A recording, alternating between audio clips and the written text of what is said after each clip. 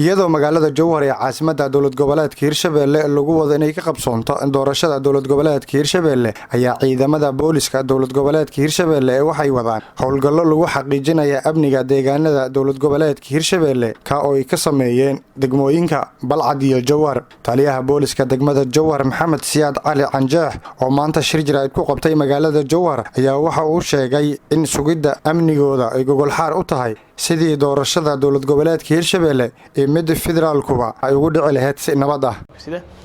shirkana jiraa'id maanta wuxuu ku saabsan yahay maalmahan waxaa jirtay in maaragtay aan sameynayna howlgallo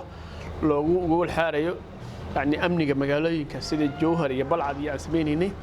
waxaa jirtay in anagoo ka faa'iideysanayna fursadaha aan haysano iyo maaragtay dhibaatada jirto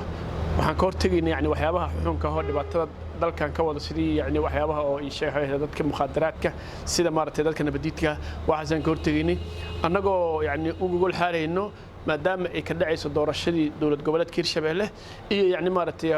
xildhibaanadii qaranka oo mar dhow haduu Ilaahay sida la sheegay maaragtay loo balansan yahay in ay ku tartamaan magaalooyinka Jowhar iyo Beledweyne ciidamada dowlad goboleedka Hirshabelle ee booliska guud ahaan waxay sameeyeen howlgallo oo lagu xaqiijinayo amaanka marka insha Allah waana sii wadi doonaa haduu Ilaahay insha Allah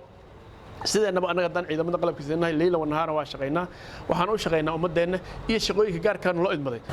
wallahi wax badan aan ku soo qabanaa maaragtay sida aad la socotaan saldhiga dad lagu soo xiray cid wax lagu waayna waa la sii daaya cid wax lagu arkana hay'adaha iqtisaadka oo sida maxkamadaha ayaan geey doonaa haduu Ilaahay insha Allah mana joojin doono hawshan howl maaragtay abid yahay naqaysa inta aan ka dhimanin haduu Ilaahay insha Allah aad u mahadsan tahay waxaan leeyahay shacabka reer Jowhar ha caajisina hana daalina dadkiina maaragtay sida u nabadgelyada dalkiina dadkiina annagana si dhow ayaan idin la shaqeynaa haduu Ilaahay insha Allah sida aad noola shaqeysaan waa idinkaga mahad celinaa anoo fursadan ka faa'iideysan waxaan leenahay dadaalkiina lama laaba biyasacbadada looga dhirgaa leeyahay cid kasta amniga waxay u tahay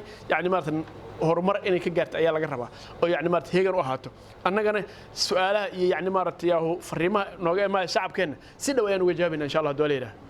Libaan Cabdulle Maxamed Libaan Lakiban Soomaali Cable TV caasimadda dowlad goboleedka Hirshabelle magaalada Jowhar.